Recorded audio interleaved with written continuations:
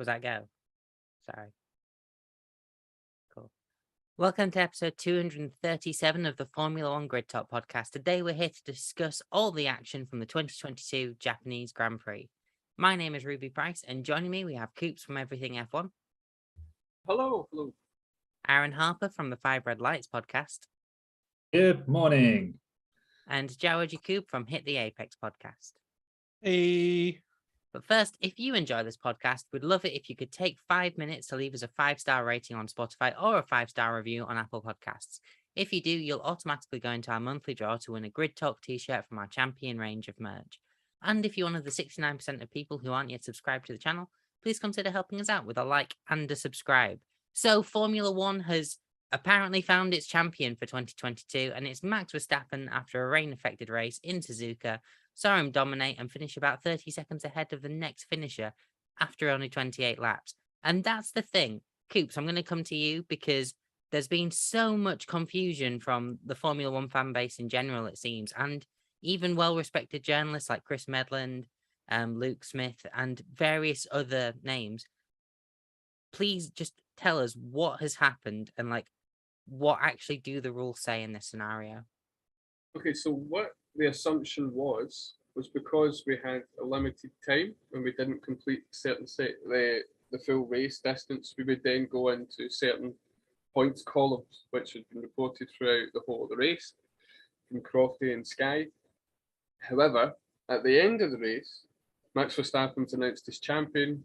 Charles Leclerc was given a penalty, which meant he would win it by a point, and full points were awarded. So everyone got confused. So I've looked up at the regulations, and it's under, if anyone wants to go and check it for themselves after or just now, it's under section 6, World Championship, and it's 6.5.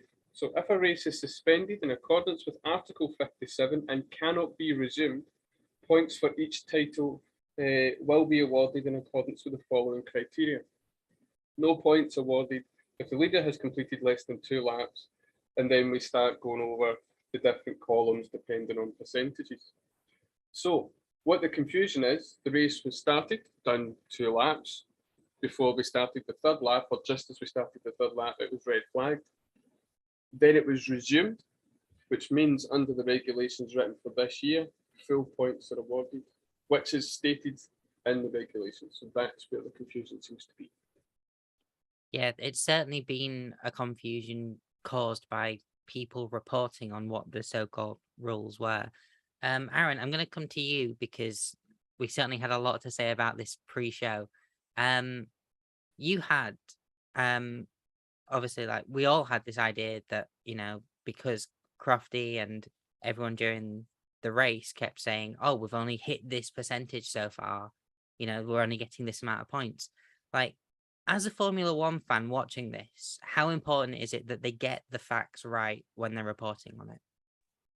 It's pretty crucial because if you haven't dealt with contract lingo, it can be quite misleading.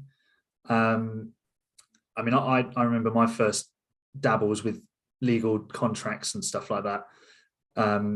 It was overwhelming.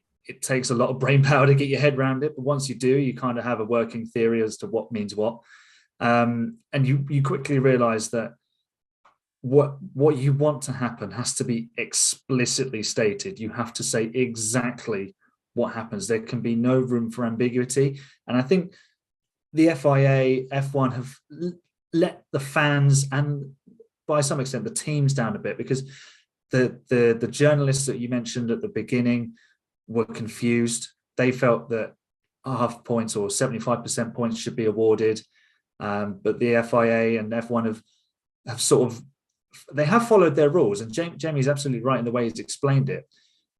And to the intents and purposes of the rules, they've done the right thing, but the rules just weren't explicitly clear. So it is crucial that these things are worded correctly, reported correctly, and then understood. And because of these different columns, and because we had a suspended race and then it restarted, everyone, I think, was all working to the assumption that we would get certain points for certain race distances, because in years gone by, we had a 75% rule for full points to be awarded. So you think back to Interlagos 2003, where there was a late red flag and we just crossed 75%. And then there was the whole thing where they declared the wrong winner, just FIA things. So it is really, really important that these things are done correctly and they're understood by the fans, because Twitter is, it's just a cesspool of people waiting to explode. And it's not even potentially the worst thing that the FIA have done today, which is absolutely astonishing. The fact the FIA, this is not even the most confusing thing that they've done today, which we'll get onto a bit later. But it's really important, because we jumped onto this Zoom call and we were all trying to work out whether Max was or was not world champion. And to begin with, it just looked like the FIA had changed the rules to make him world champion today, with Leclerc's penalty. And that isn't the case. But for a few minutes, it did look like that. And that's not fair on Max. That would do his season and his championship a disservice. Yeah, it certainly is worth prefacing everything that's obviously being said today and in general around this. What has happened is not in any way, shape or form Max Verstappen's fault. No one really with any sense of logic should be calling for Max Verstappen to, have a championship in this scenario based on this information taken away from him. There is obviously talk about other things, but that's not relevant right now. And ultimately, Max Verstappen has done enough over this season to have wrapped up the championship at this point. So therefore, Max Verstappen is the world champion elect, let's say. So Jawad, I'm going to move on to you. We'll talk about other FIA issues later during the show for sure. But ultimately, it was a very anonymous championship winning race, wasn't it? He's won by 27 seconds after you apply penalties. He just disappeared, which is exactly what he needed to do today. Exactly what he needed to do today, and exactly what he's done all season. I mean, I don't think we even got TV footage of him crossing the line at the end of the race. And, at that point, we didn't know whether he would be crowned world champion or not. But, assuming FIA, the TV race direction did as well, I'm sure they would have made it more momentous than it seemed. So it's a bit underwhelming in that respect for him, and such a moment like that to be crowned the two-time world champion, to have like an underwhelming conclusion to it. But he's done basically what he's done all season, and that's just drive really well. He's been the class of the field since, the opening round going back to Bahrain, and there has been very little to fault in his driving, apart from obviously what happened yesterday in qualifying, which he was given the reprimand for, of course. But he's been peerless all season, and it's just a shame that, like we discussed off air, that given how well he's driven all year, and, the league of his own that he's in, that he's got to contend with all these other controversial issues and things surrounding whether it's his team or the FIA or, other drivers and teams around him. But, I guess we just have to, as much as we're so fired up and emotional about all the other things going on with the conclusion of this race, we have to, I guess, take our caps off and say, look, he's two-time world champion. He's done the job. And I just hope, like we were saying off air, that it's not going to be a legacy for Max where he's remembered like Michael Schumacher was with, like Aaron was saying off air with, Adelaide and then Jerez and Monaco, all these things that come up as being red flags or asterisks against his championship wins. So, but, let's just savor, if we can, if we're not feeling too aggrieved or angry about it, the fact that Max is two-time world champion now and the kid can actually pedal the car. Yeah, I mean, certainly it would be nice if now that the championship has been wrapped up, we can get some new winners for the remainder of the season. But obviously, that's a ideal scenario for the neutrals. But Coops, let's move on to Sergio Perez, who came home in P2 today after a very close fight with Charles Leclerc for the last couple of laps. Ultimately, given the position by Leclerc going deep into the final chicane, getting himself a 5-second penalty. But what did you make of Perez in today's conditions? Perez did exactly what he needed to do. I mean, he's not known for being bad in the wet. I'm sure he's pretty good with his tyres in the dry. So, you know, he controlled his race well, and just needed that wee bit extra grunt to try and get past the Ferrari. And of course, Leclerc gifted it to him, which is not the first time we've heard that sentence this season. So yeah, it was.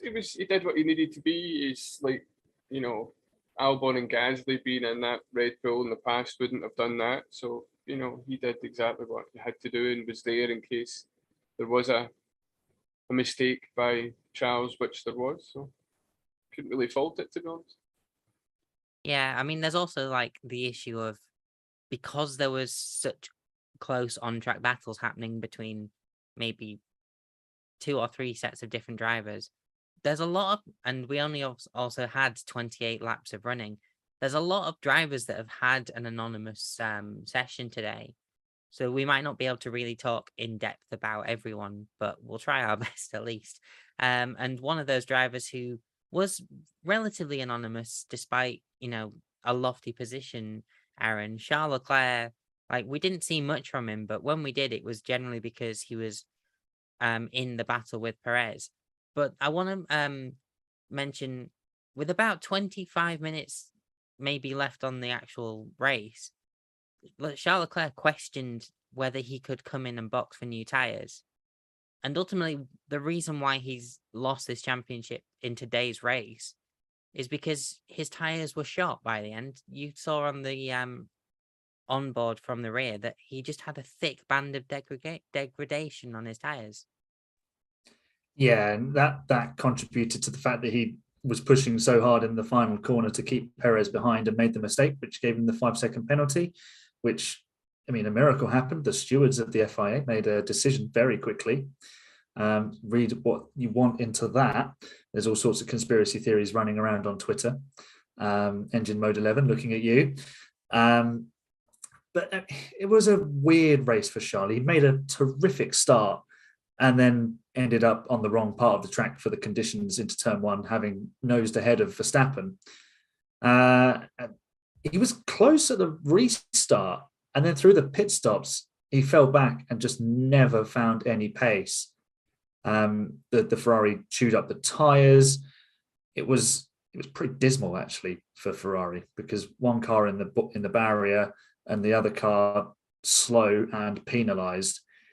But I do understand from what I'm reading on Twitter, so take it with a pinch of salt, that Mattia Binotto is furious about the fact that there was no way that Ferrari were able to go and speak to the stewards and explain anything. While, you know, let's look at it factually. Red Bull were afforded that opportunity last week with Sergio Perez, and there was 3 different incidents of the same thing that they decided not to check during the race when they had ample time to do so.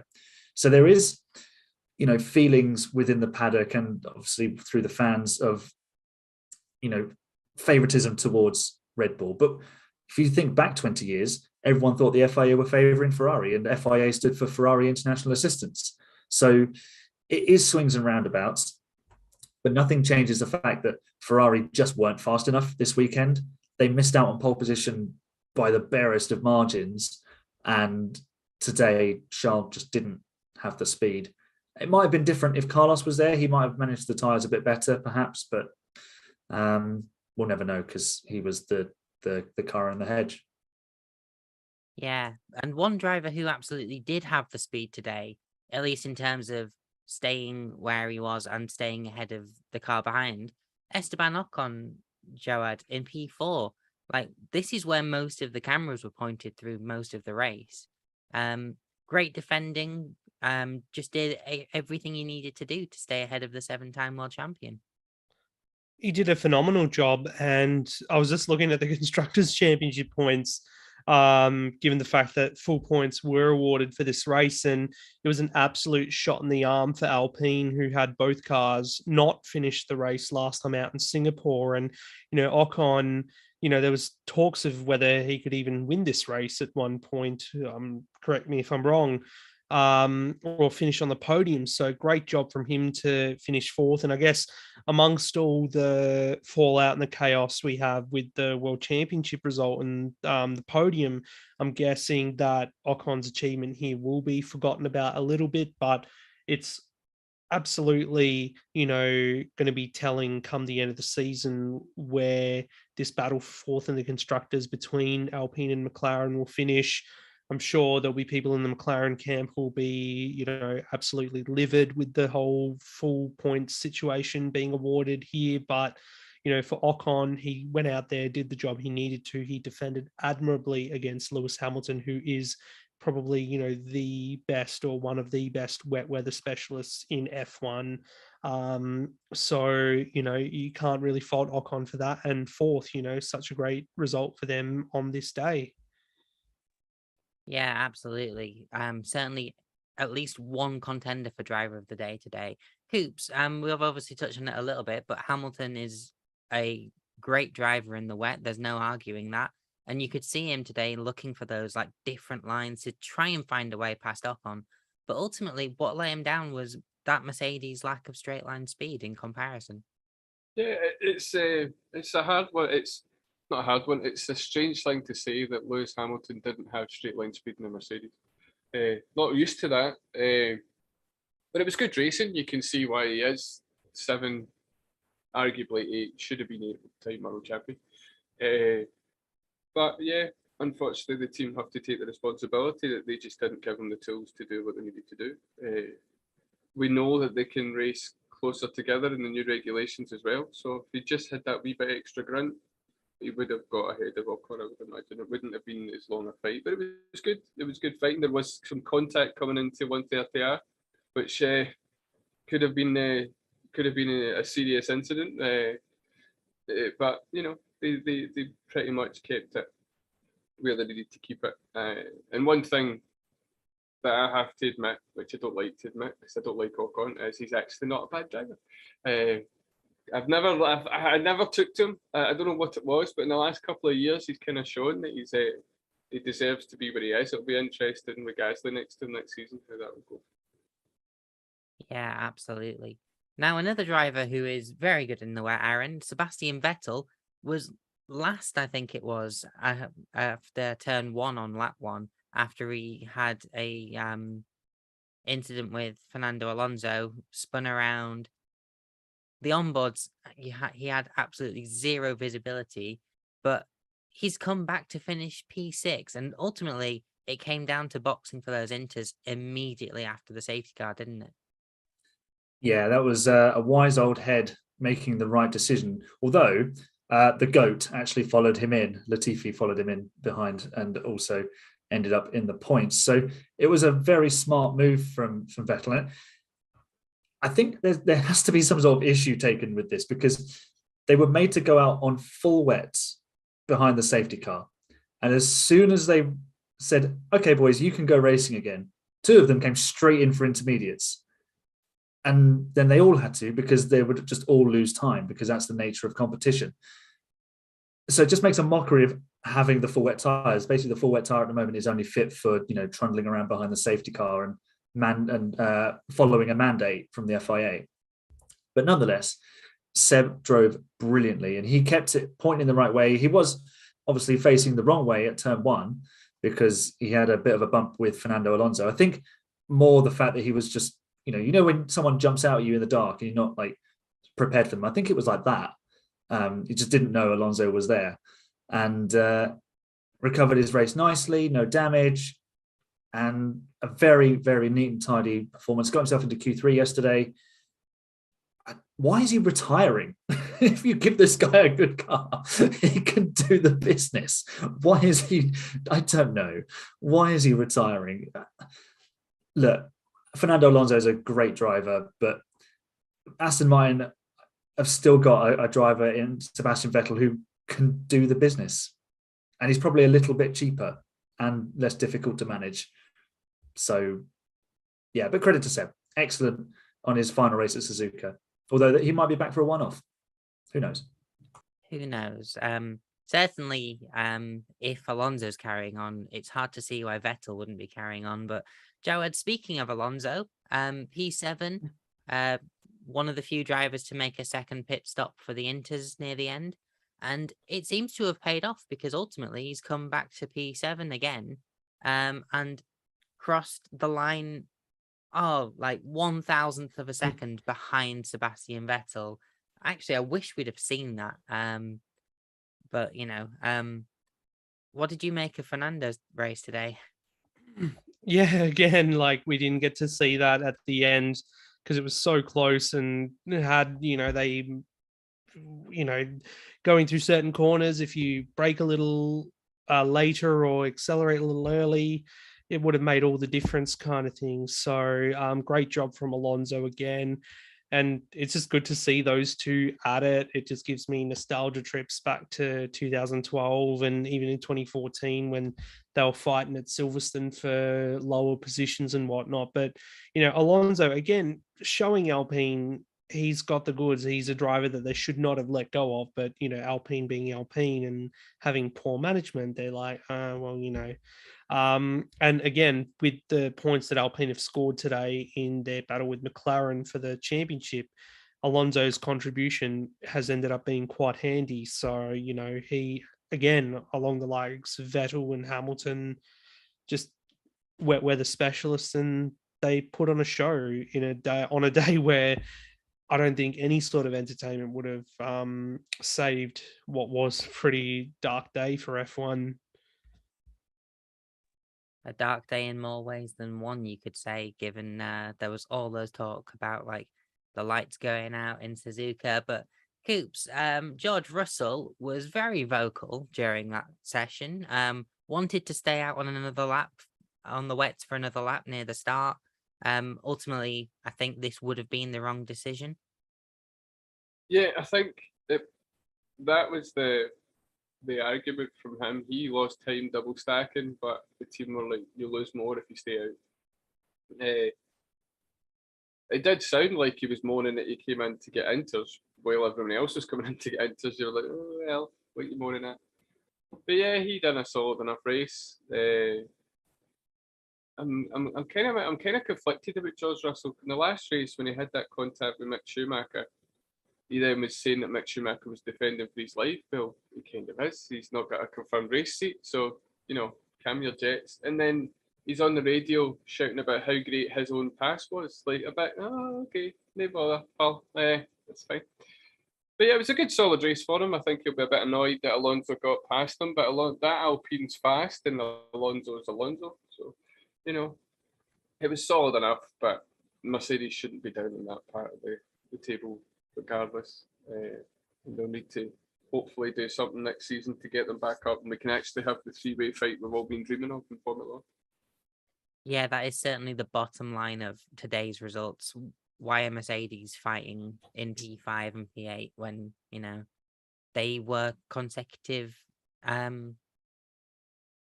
7 times Constructors' Champions, I think it was. Or it might have been 8. No, they won it last year. It was 8. Yeah, they won last year.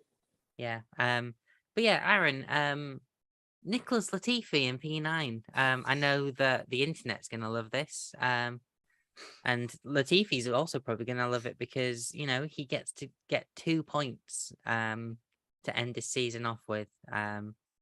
Any chance of more? Well, he's shown that when it's wet and changeable like this, he's pretty handy. Remember back to Silverstone, he got the Williams into Q3. I'm not sure Albon got the Williams into Q3. I might be wrong on that. Correct me, someone, if that is that if Albon has done that. But yeah, great result for Latifi. He made the most of the early switch to Inters and then held position. You would expect the Williams to have fallen back, and you'd especially have felt that Latifi would fall back quicker than Albon if he'd been in the race. But he did a really good job, kept it neat and tidy, no crashes, no spins, managed his pace fairly well. Okay, he lost a couple of positions, but yeah, 2 points. And he's another driver who's benefited from the decision to award full points, because I think he leaps up to 20th in the championship now. That might be a very good point. I currently don't have the actual championship standings up in front of me, but it certainly throws some criticism off his back, I guess, from that perspective, because in a 20 driver championship, being 22nd is pretty telling about where you are in your career. But just to move on whilst waiting on that, Jawad, Lando Norris, another driver to benefit from full points being awarded, comes home P10. But ultimately, like this was touched on possibly by you, McLaren have yet again fallen behind Alpine in the championship. Yeah, like saying it with such pain as well on my face, because yeah, McLaren have fallen behind Alpine after they got ahead finally last weekend. Like, there's no faulting how Norris's race went. You know, he started 10th, finished 10th, and survived what was ultimately a chaotic race at the end of the day. But he's a driver that does excel in the wet. But, you know, I guess just, you know, these conditions and the track wasn't there for him in the car today. So they're just going to have to lick their wounds and move on. There's not much more I can say about that. And like, for McLaren as a whole, you know, they started as a team collectively, they started and finished where they, they finished where they started. That's what I'm trying to say. Yeah, and when a driver ahead of you actually ends up DNFing, that's also worth mentioning. But on that topic, then I guess, Coops, Daniel Ricciardo being 2 seconds behind his teammate in P11. Obviously, we've seen times this season where Ricciardo has been a lot further back than Norris, but still being congratulated on that performance. Worth congratulating today, being that close to his teammate, or is it just another unfortunate situation for Ricciardo of not doing enough today? Oh no, you shouldn't be congratulated for being just 2 seconds behind your teammate. You know, especially when you're down to Ricardo and you've won 8 Grand Prix in your career. You've raced up at the front. You actually pushed Vettel out of Red Bull at the height of his career. So no, I mean it's kind of the epitome of Ricardo and McLaren. It just didn't work for whatever reason. Whether the Formula One's moved away from Ricardo couldn't drive with the car, whatever it is. Probably you guys have probably discussed it, and I know we have in the other podcast over Everything F1. So, you know, we've all discussed the Ricardo issue. It's a shame. During the first 2 qualifying, Q1, Q2, you were like, "Oh, look at Daniel Ricciardo." Then he doesn't get it into Q3, and it just flatters to deceive Daniel in McLaren. It's, you know, by the looks of things, he isn't going to be in a race seat for next season, and that's just what happens. You don't perform in Formula One, and you're consistently not performing in Formula One, especially with the expectations that Daniel would have had. You ain't going to be in the grid for long. So it's a shame, but it is what it is. Yeah, it certainly was a shame, especially when you consider the expectations we all had for Daniel Ricciardo joining McLaren Mercedes as well. Yeah. You know, a team that had just done really well in the championship with Renault power somehow, to, you know, be given what was the best power unit on the grid at the time, and then just completely falter. And I mean, that's the thing. Sorry to jump in. I think everybody, when they saw Ricardo, Norris, McLaren, Mercedes on paper, you were like, "Oh, this is it. You know, this is perfect. This is exactly what you want it to be." McLaren had that kind of personality that Ricardo could fit into, and it didn't work. It's a very strange thing. I don't think I've seen something not work when everyone expected it to work as bad as the McLaren Ricardo thing has, you know, ended up being. Yeah. And ultimately, I think at the end of the day, it will be considered a poor decision on both parts when looking back over it, as much as there obviously was the high of Monza last year. But moving on to Lance Stroll, Aaron, who came home to finish P12. Ultimately, he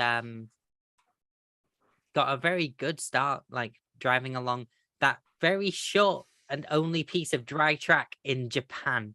But after that, a relatively anonymous drive from Stroll. He managed to find the only bit of track at the start that was suitable for intermediates, and it showed. As soon as he hit that, he took off. Like, it was like when you go on Mario Kart and you hit like the zoom pad, and you just, that's it. Off you go. Yeah, he just took off, and he almost lost it when he hit the wet patch, to be honest. But he did well to keep hold of it and then navigate his way through the rest of the lap. He was one of those as well that pitted for a second set of intermediates, which helped him get back up the order. And I think with a better quality car, he would have done something similar to Alonso. He might have just scooped a point at the end from one of the McLarens. But again, Lance showing his credentials in wet weather. You know, he gets a bit of a bashing because he's seen as a paid driver and his dad's the boss and everything. We've been through that. But, you know, when push comes to shove, he is a capable racing driver. Whether he's really good enough to keep staying in Formula One without the support of his dad owning Aston Martin is a different question. But, you know, he's a capable pair of hands. And on a day like this, you need someone who is useful in the wet to bring the car home. And he did that. Yeah, it certainly took him a couple of years to do it. And, you know, having your dad financing your drives in Formula One helps by giving you that time to, you know, develop as a driver. But he certainly does know his way around a wet track. And a driver who, you know, seemed to be enjoying the wet conditions until ultimately finishing P13 in his home race, Jawad. Yuki Tsunoda was all smiles until Russell knocked him out of the top 10.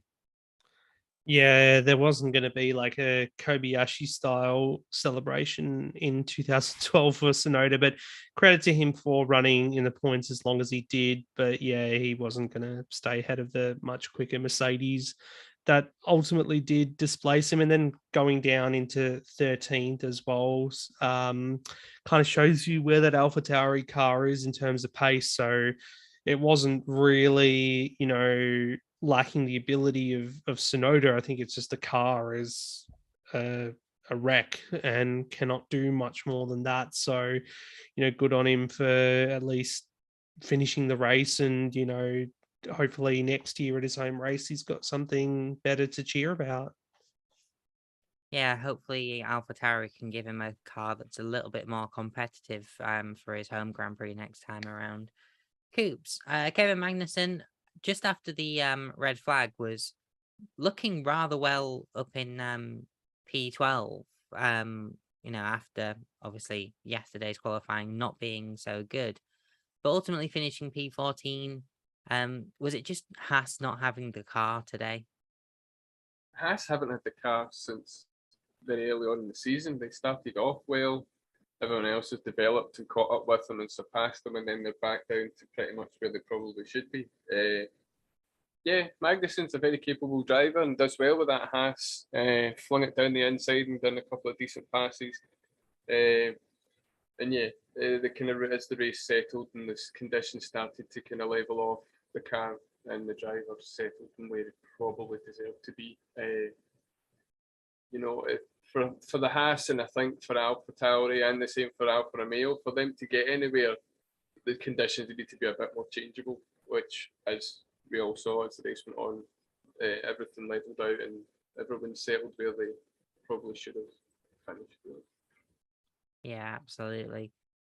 Aaron, Valtteri Bottas was one of the few drivers who said that visibility was too bad to get the racing going again, and ultimately finishing P15, which is fourth last of the actual classified runners. That's the word I was thinking of. Maybe the visibility was just too bad for the Finn. Well, the visibility certainly improved, but Bottas's skills in the wet have long been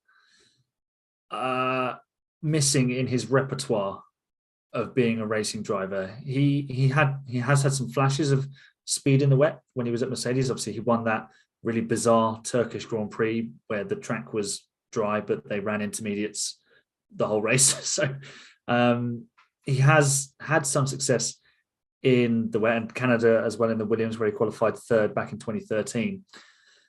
But all too often, we do see him facing the wrong way in the wets. And today he was just anonymous. I mean, they showed they played his radio message, and then they went ahead with a rolling start and sent them on their way. So maybe they just went, it's Bottas. He's no good in the wet anyway. Of course, he's going to say it because he doesn't want to keep racing. But, you know, it didn't change anything for Bottas because he's had a terrible run of form. He hasn't scored any points since Canada, having started the season like a revitalized man with extra sugar on his porridge. But he needs to go to Sainsbury's and find some sugar and maybe some chocolate to go in there too, because he's having a really rough time at the moment. He needs to find something sweet going on in his life. Yeah, absolutely. And just to also add, like, obviously he won that wet Turkey race, but the season before at Turkey in wet conditions, he was spinning, I think, 5 or 6 times during the race. But then also the champion of this and last year also spun several times during that race. So I think it was just a very slippery Turkey that year, as we've all already, gone over. Jawad, Zhou Guanyu, P16, at one point was 6 seconds quicker than Valtteri Bottas after he pitted again for Inters. And I think ultimately that sort of inspired the decision from the likes of Fernando Alonso, Lance Stroll, etc., to pit for a second set of Inters. But ultimately finishing P16 behind his teammate, that's probably just where Alpha were today. Yeah, pretty much. Like early on, it did look a bit inspired that they made that switch to Inters, and the likes of Alonso and whatnot were able to make it work for them. But for Joe and Alpha, yeah, it wasn't going to be the case. So sadly for him, he finished all the way down where he did, but he was battling with the likes of Mick Schumacher and whatnot, and ultimately Joe made the quicker decision or early decision to come in for the Inters. So he did get to beat young Mick in that respect. So that's probably the only thing that they're going to be saying, yay, we did right on the day. But yeah, finishing behind his teammate in a pretty chaotic race, they finished the race at least. Yeah.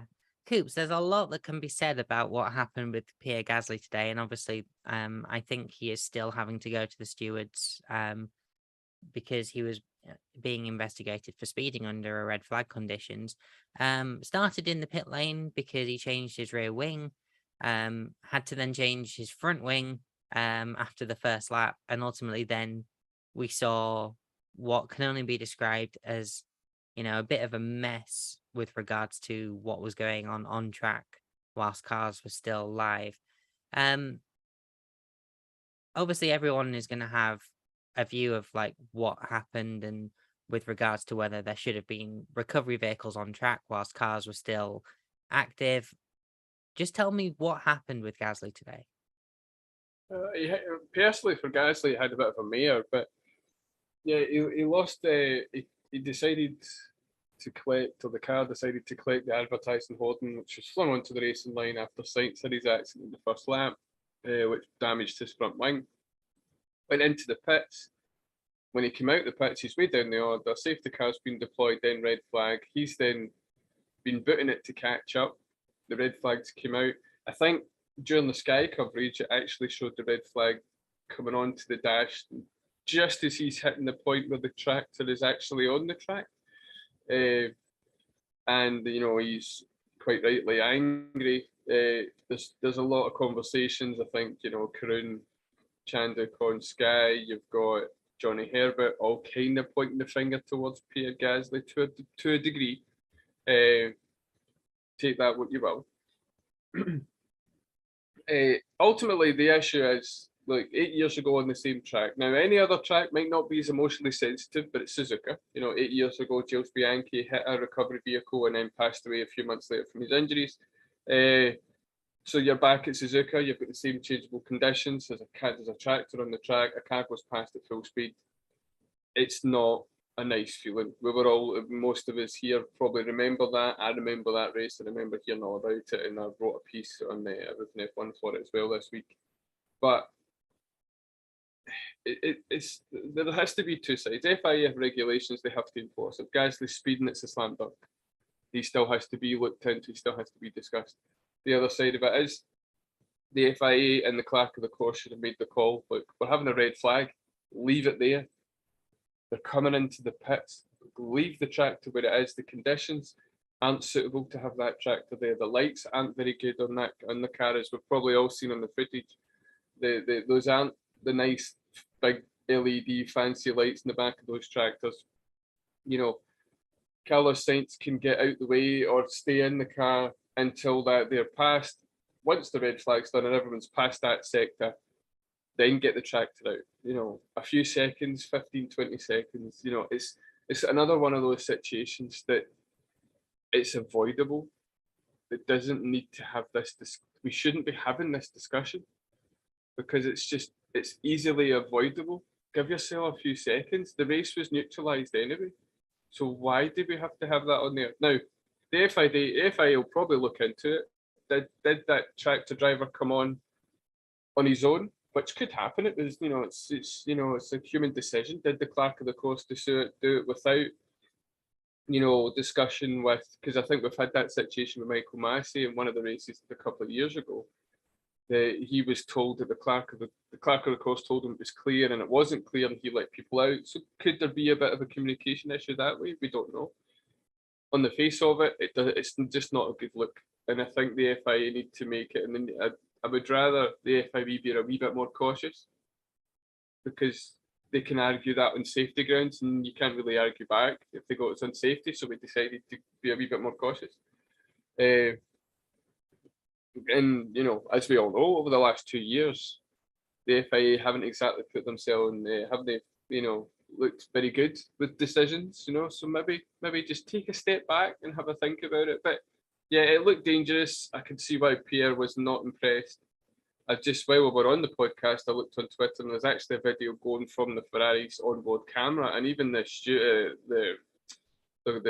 track worker was about, oh, there's a car coming past at full speed. So it's not a good look, and it's definitely not something we need to see again. Yeah, certainly not. I'm going to stick on this for a bit, actually, Aaron. One suggestion was that the FIA were obviously aware of the weather conditions that were approaching, and were trying to basically return to normal racing as quickly as possible, which is why they kept it a safety car, which is why this recovery vehicle was deployed as quickly as possible.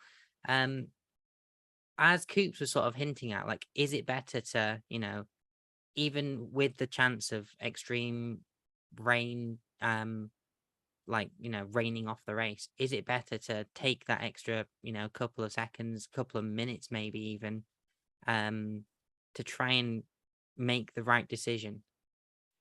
Yeah, of course it is. But I think this is maybe a perfect storm of a multitude of different factors. So you've got the race directors who want to get the race going because they know that if they get the cars going around the track, they can stop the water puddling. As we saw, once racing got resumed, it dried up pretty well. The drainage is fairly good, even though we'd have probably had to stop at some point, or all the cars would have had to put on extreme wets. And because all the teams were on inters because they're faster, they were in a no-win situation there. Race control were kind of stuck. If they throw a red flag, it was going to be a long stoppage, and they could see that coming. But if they try to hurry the process, then they could catch themselves out with this exact situation. And the safety car is there to bunch the field up. And we saw this in Monza, where we had the tractor on the track and drivers were still coming around to catch the back of the crocodile. It is very, very difficult to get it right. But as Coops says, you've got to be a bit more cautious throwing a tractor onto the track and hoping that it's going to be all right. They know that Gasley is coming around to that zone. So just wait for him to pass it, and then everyone's going to be behind the safety car. And if you still have to red flag it, fine. But to have a car coming round, and by that point they hadn't thrown the red flag, And I saw I can't remember who it was on Twitter. They said about the different speeds that are allowed to be done. So a virtual safety car, cars have to reduce speed by about 40%. Behind a safety car, they just have to hit a delta, which Gasley said that he's respected. His thing for going to the stewards is for speeding as he completed the lap. So I think he's gone too quickly after that, the situation with the tractor, to catch the back of the pack. It's just a concoction of so many things that are avoidable and that can be fixed by maybe having better extreme wet tires or mandating the use of them,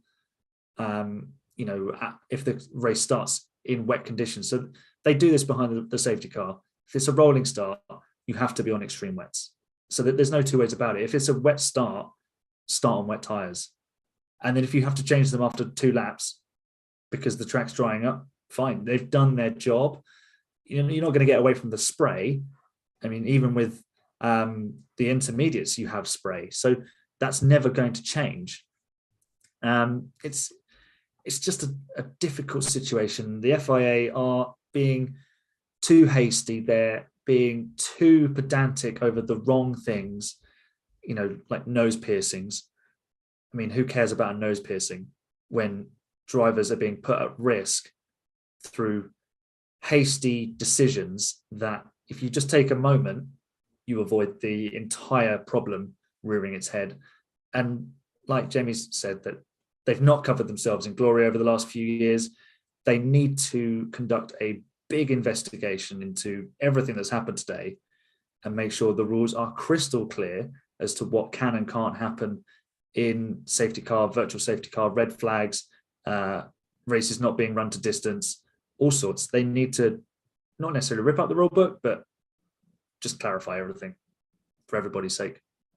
Yeah. And speaking of rule books, actually, I saw something about this earlier, but Coops has just reminded us.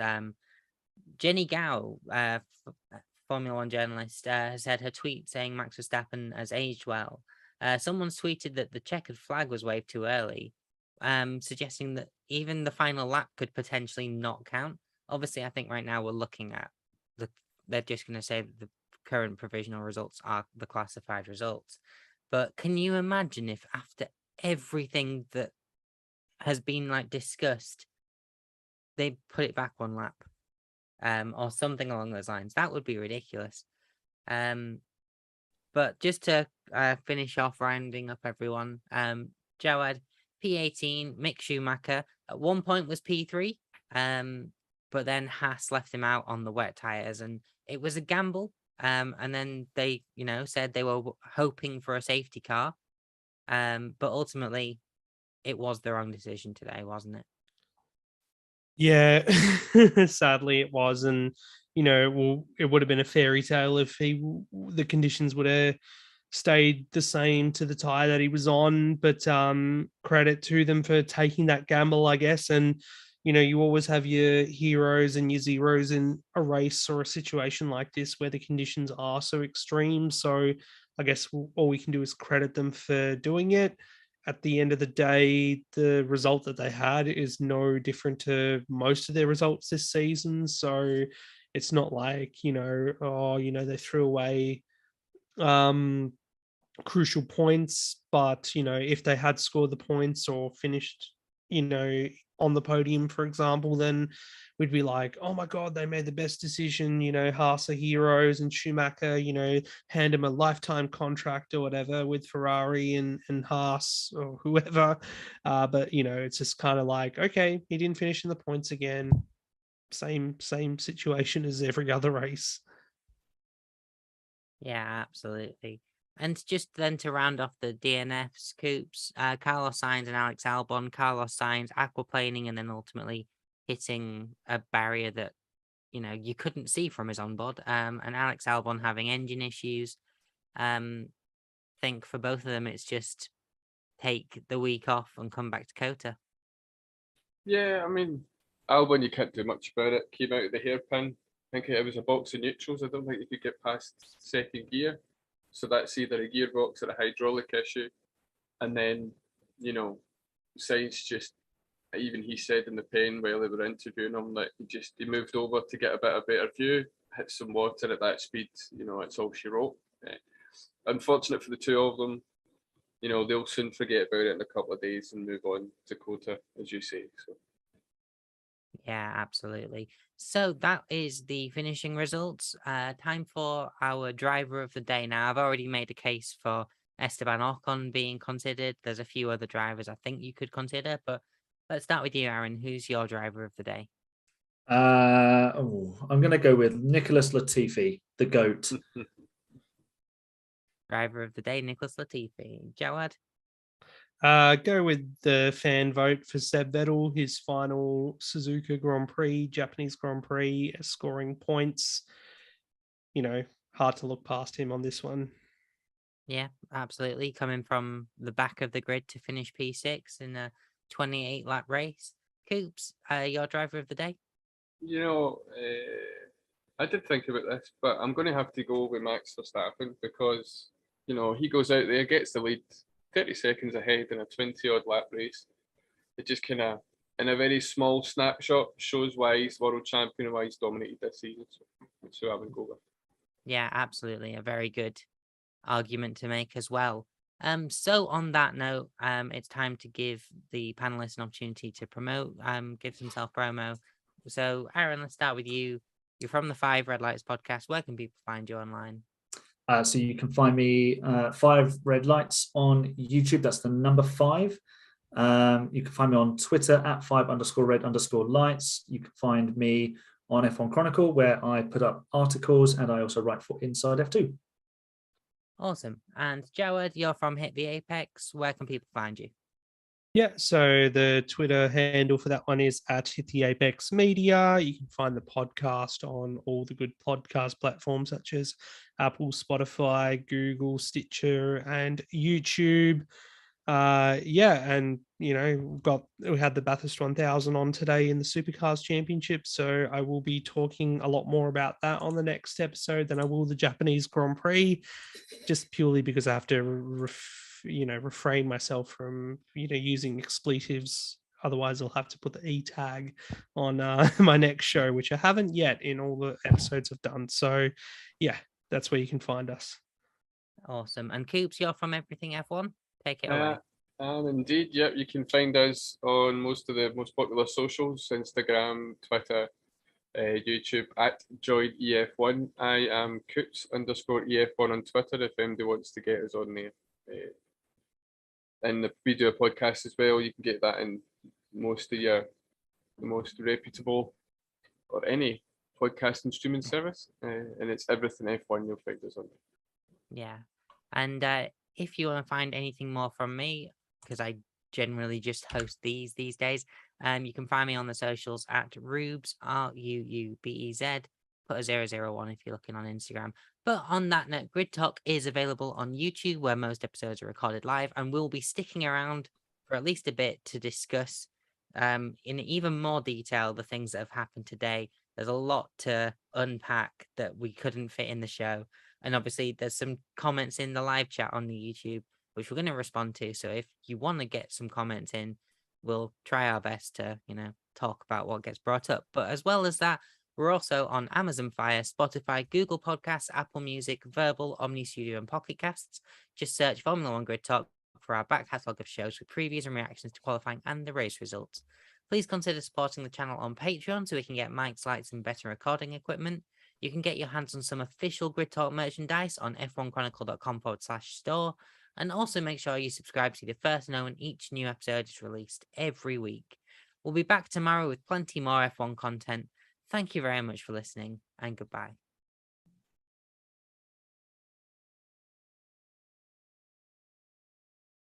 So on that note, moving on to the post show, had some action in the comments, but first of all, guys, we have a new Formula One world champion. We think he's not new. He's the same one as last year. A new one for 2022. It was inevitable, wasn't it? He's basically Thanos. Clicked his fingers and changed the point system, didn't he? Look, whether he won it today or whether he won it at Kota, I think the thing that annoys everybody, and this as well touches on Abu Dhabi last year, it's the manner. It's not necessarily always what you do, it's how you do it. It means how people view you. I mean, I work in I'm a football coach, so I have to conduct myself in a certain way towards adults and children. So I can't treat them all the same. I have to tailor what I do to ages. So it's the way certain things happen that you are then judged by. And I think Max hasn't done anything necessarily wrong. I mean, you can question some of his racing in 2021. This year, he's been fairly clean and consistent. He's had a car that just breezes by everything else on most occasions. So he's not really had to fight too hard for that. But it's the manner in which he's been crowned that's going to really rub people up the wrong way. The fact that what happened last year happened, and then the whole ambiguity over the point system. To be fair, even he didn't know what was going on. The drivers themselves didn't know. And to be fair, like, the drivers generally know what's going to happen in these situations. They go, oh, it's half points this one because it didn't get certain distance. And the fact that Leclerc's been given this penalty and Ferrari have had no say in it, but for Red Bull last week were able to spend 2 hours with the stewards, it doesn't paint a good narrative, does it? Which is a shame, because he's an outstanding Grand Prix driver, and that's what we should be celebrating. But we're talking more about the FIA messing everything up again. Yeah, and speaking of FIA stewards and penalties, breaking news: drive-through penalty added to Gasley's race time for 20 seconds. He's got 2 penalty points. He has accepted that he was driving too quickly under red flag conditions, as there could have been marshals on track, but the stewards accept a mitigating factor of shock at seeing a truck on track just before. So that The puts tractor Pierre that they Gasley said last. could be there. The shock that they said, the tractor they said could be there, and they've penalised him anyway. Well done. Just, it beggars belief, doesn't it? Because that tractor should never have been there in the first place, as we've already covered. I mean, Gasly should have slowed down. But as soon as you put a tractor on the track, it should be an instant red flag, literally. But I'm lost for words. I'm out of words. I'm done. Yeah. Anything from you, Jawad, on our 2022 world champion? Or did I come to you during the show? It's been a while. Yeah, I think we did talk about it during the show, and not much more to add than, apart from it is well deserved considering his efforts this season, and he's been a complete driver. To me, the only blemish he's had was the reprimand yesterday in qualifying. We question his driving standards in 2021, but this year he's been imperious and faultless. So, the only thing that I guess would to say is that we look forward to 2023 and want to see a closer fight for the championship, if anyone can take it to him and Red Bull next year. Yeah. Coops, did you have anything to add on the topic, or? Max was always going to win it. The Ferrari spent more time strategizing themselves out of victories and points this season than actually getting close to them. No, next year will be interesting, as well as we haven't mentioned. This point cap, the budget cap from last year, is getting announced tomorrow. Great. If it even does. Well, that's true. They'll delay it. From what they're saying over the weekend, it looks like they're both minor breaches, so it doesn't look like you're going to see points deductions and things like that. So it could be a fine, maybe a reduction in budget cap for next year, maybe lose a few hours in the wind tunnels and whatnot. But I think the most exciting thing for me next year is if Mercedes can sort out their house. If they can get their house sorted out and Ferrari continue and sort them out, a three-way battle next year. People understand these regulations better next year. I think it would be nice to see. Yeah, The absolutely. second season of regulations tends to be a little bit closer, doesn't it? So if you look back at, I know it wasn't a huge amount of change, but in '98 it was Williams and Ferrari, and then McLaren just ran away with it pretty much. In '98 they had the fastest car by far. 2009 you had Brawn, and then obviously Red Bull caught up, and then 2010 happened. That was very exciting. 2014, obviously Mercedes did such a good job. It took everyone 3 years to catch up. So eventually we got there. Yeah.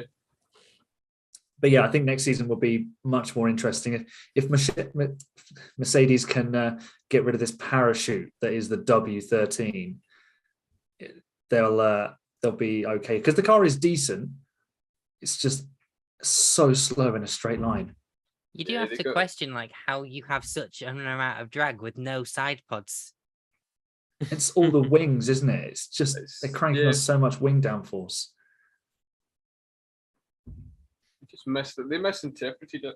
Yeah, I think the porpoising was what threw them, and then they got themselves into a bit of cul-de-sac with that. So. Yeah, and they can't get out of it because of the cost cap. Yeah, they can't spend their way out of it. Well, they would have done 2 years ago. They would have had that spent. They would have spent the GDP of a small country, got themselves sorted in about 3 races. They just built a new car. They just right, we'll just sort it. I mean, you go back through the years, and like when McLaren were constantly putting off the new 2003 car, which then turned up in 2004 and was rubbish because it kept catching fire. And then they let Adrian Newey redesign it, and all of a sudden they could win the World Championship in 05. You could have things like that happening like in the middle of the season, but I don't know. Is it right? Is it wrong? Some more on that the race finishing early thing. Max apparently crossed the line with 4 seconds to go, and once the clock hit 0, it's the current lap plus 1 extra. So I think that does mean there should have been another lap in this race. Yeah, usually it's 0. Yeah.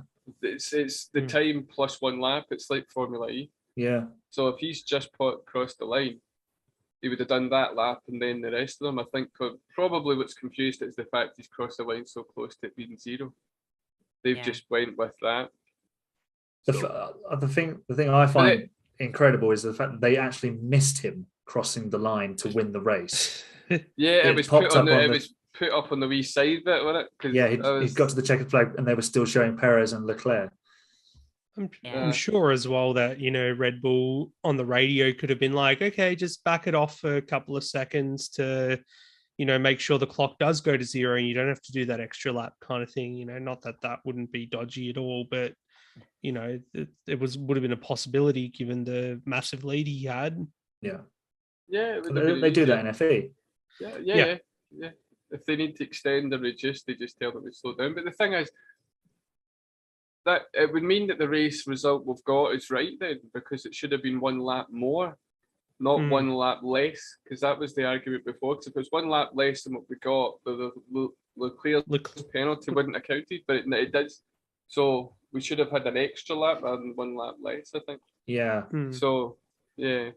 And I think by the way that Perez was driving, I think he probably would have caught Leclerc in that extra lap anyway. Yeah, it'd have passed him down to 130R or into Spoon.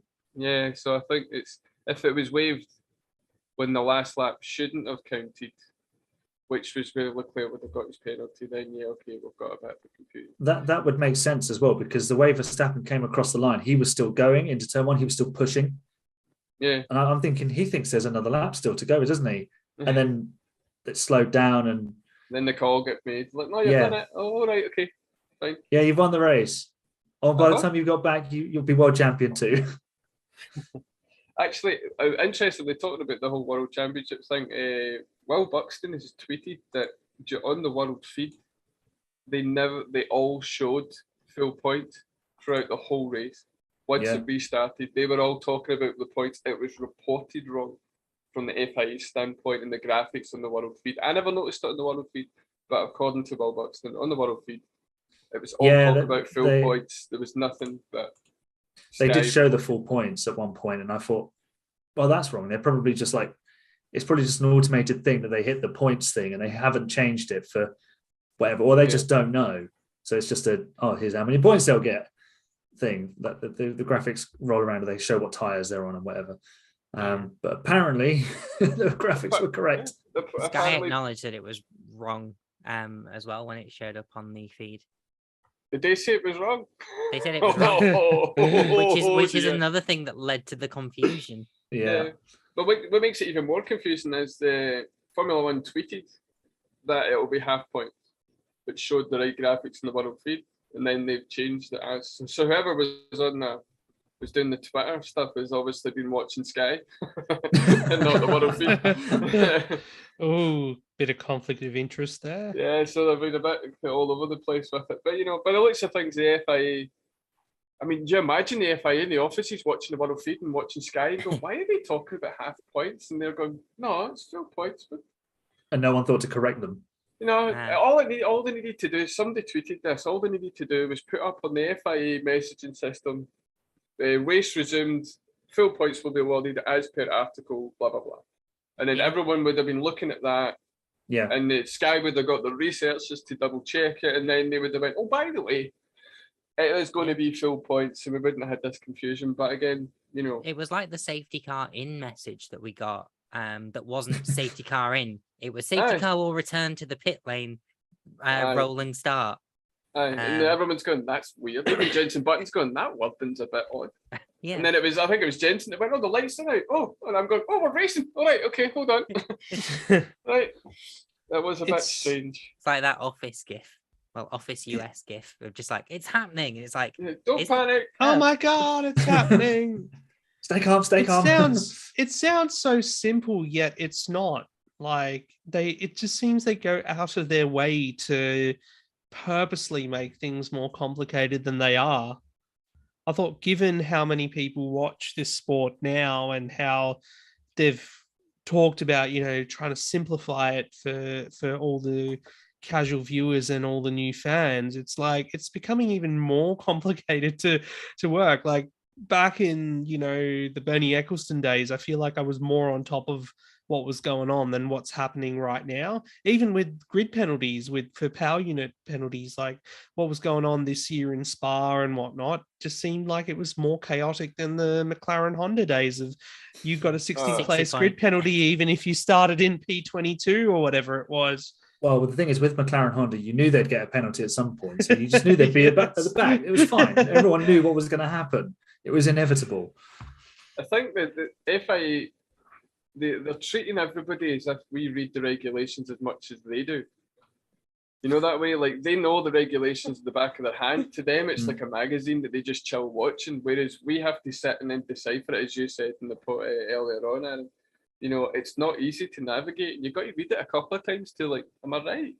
Whereas they live in it, so they'll read it and talk about it as if it's normal conversation. So they talk to us, and we're like, so what do you mean?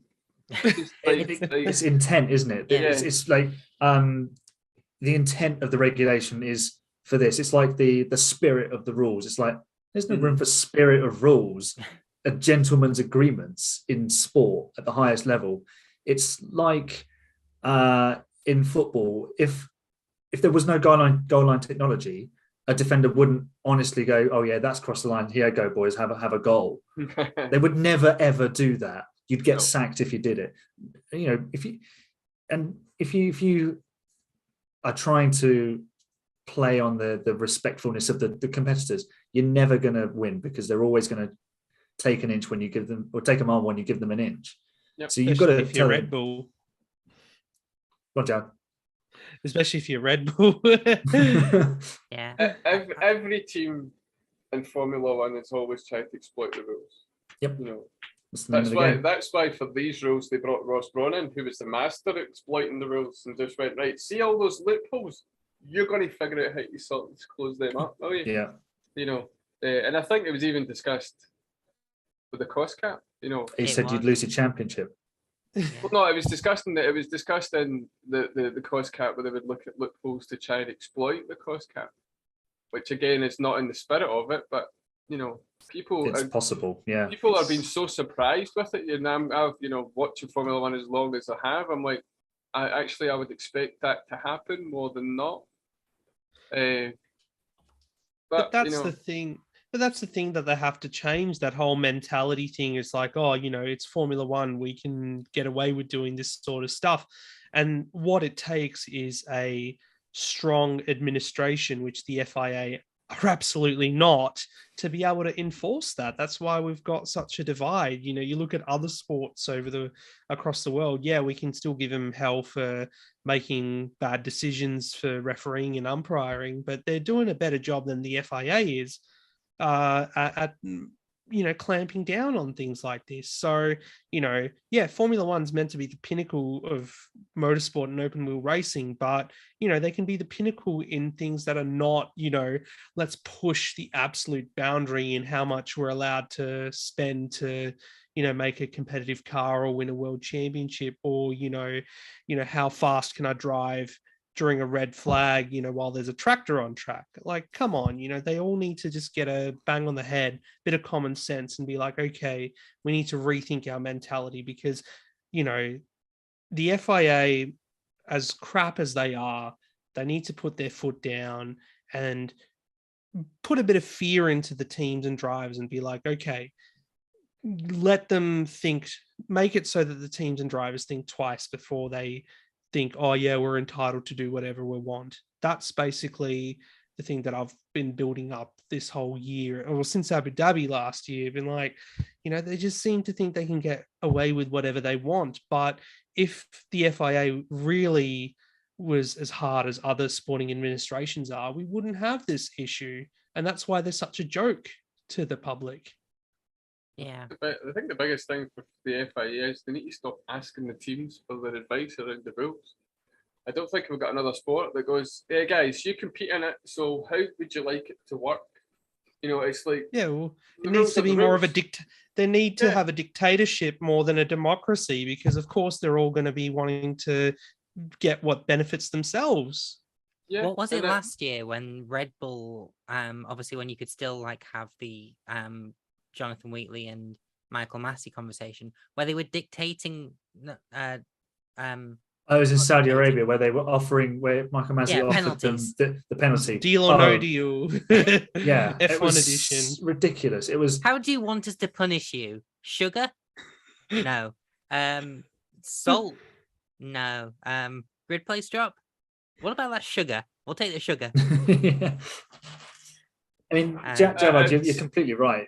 You need firm leadership in terms of the FIA. And to be fair, Bernie gave the teams too much power and they've held on to it. But he would bang heads together and he'd make them do certain things. And the thing is, I think the FIA need to risk losing a couple of these big name teams. Ferrari are never going to pull out of Formula One. No. Formula One is to be in it. Yeah, Formula One is a big part of their brand. And, let's be honest, like if Red Bull were to walk away, someone else would come in. That, you could just you'd have 6 teams, but you'd then say, okay, well, you can run a third car. And, you'd find a way to fill the grid. Well, as we've seen, with the likes of Andretti and Porsche as well, there's no shortage of people wanting to get into F1. So, yeah, sure, if a couple of these teams who don't get their own way want to sook about it and walk away, fine. I said it like in 2015 when Red Bull were threatening to pull out of the championship because, they didn't get the regulations right and Renault weren't pulling through for them and Mercedes was winning anything. Fine. F1 doesn't need you, Red Bull. Like, sure, you're benefiting from your presence in F1 and, you're such a big brand and everything. But the foundations of a great sport doesn't depend necessarily on these teams that come and go. It's about the sport itself. It's about the contest and, and that's all those things around it with the rules and whatnot. Ferrari, yeah, they're kind of like the core, whatever. So and obviously, like you say, they're not going to walk away because they need F1 more than anything else because they've got no other marketing. But Red Bull, for years, they were just an energy drinks company. They're not like a manufacturer team or anything like that. I know that's a bit insulting to them now, but if they had walked away back then, sure, whatever. Mercedes as well, they've pulled the pin on Formula E. They've not got a big motorsport presence as they did with Formula E and some of the GT stuff. So, if they pulled out of F1, no biggie. We got Porsche They can come in. Audi's coming in a couple of years. Andretti wants a slice of the pie as well. It'll just be that whole cyclical thing where, you know, someone else will come in and have a go, and we can rant and rave about them. And if Andretti came in, you might get Penske or someone else from the States come in and go, Exactly. "Oh, we fancy a bit of that." Exactly. So, you know, that absolutely what you guys said, that the teams have got too much power at the moment. You know, they don't need that. Move on. I'm just going to read through some of the comments that we've got, and then I think we'll call it. So from Louis Edwards, I'm going to hate myself for going through all of this, but Max, super, Max, super, Max, super, Max, super, Max, super, Max, super, Max, super, Max. So he's, Can- so he's, can a, we, Hamilton, so he's a Hamilton fan then. No, he's an Alonso fan. Sounds like a bot spam. Can we get rid of that one, please? Yeah, I think we Yeah. should look into getting rid of some bots spam here. We had a comment from Stephanie. I had to put it through a translator, so I hope it's an accurate translation. But it was in French, I believe. Hello, did anyone understand something about champion or not, Max? Yeah, it was a very confusing time in the first hour and a bit after the race concluded, and I'm sure there's going to be a lot of conversation about it over the coming weeks. Tom Downey, Russell DOTD for complimenting himself, but he doesn't mean but he doesn't mean driver of the day there. No, Oh, he does not. No. there's nothing wrong with a little bit of self-indulgence. It was a good move. It was a good move. Yeah, but don't he put it over the radio to let us all hear it? I mean, come on. Well, we get it from I would. Lewis, sexy lap. We've had it from Max being like, you know, the drivers are in constant conversation, really. Yeah, with the exception of Checo and his engineer, who was apparently asleep. Yes. Like they are in constant conversation, and you know, it's the F1 that decide what messages we hear, and you know, every now and then there's a bit of self-congratulation. Makes you wonder if at the time, I think it was Albon. No, it couldn't have been Albon. Who did he pass going into turn 6? Not one of the. It was Sonoda, wasn't it? Yeah, Sonoda. And then he I did imagine Latifi Sonoda as was well. like, "Oh yeah, that was a nice move that George Russell pulled on me." To be fair, they probably do sit there and go, "Yeah, I should have covered that off." It reminded me of '97 and Eddie Irvine, where he passed like 3 cars around the outside, mostly because Schumacher was driving like a boat in front to hold them up. But it was quite smart. Yeah, absolutely. What else have we got from Tom? The FIA is an absolute joke. I think we've agreed that. What gave it away? FIA awarded full points because the race clock had started. In Spa, it had not started. That's why full points could and were awarded today. That's the difference. But points were awarded in Spa as They well. were, but this rule came even into though place that wasn't a because race. of Spa. Yeah, that's like, yeah. Hang on, let's take 2 laps behind the safety car and they get awarded points. That was the consternation. After we had 2 or 3 laps before the red flag, the race had begun, so that's why we went straight to full points. It wouldn't have changed anything with another lap, except maybe Perez would have had Leclerc on track. Basically, it's a show.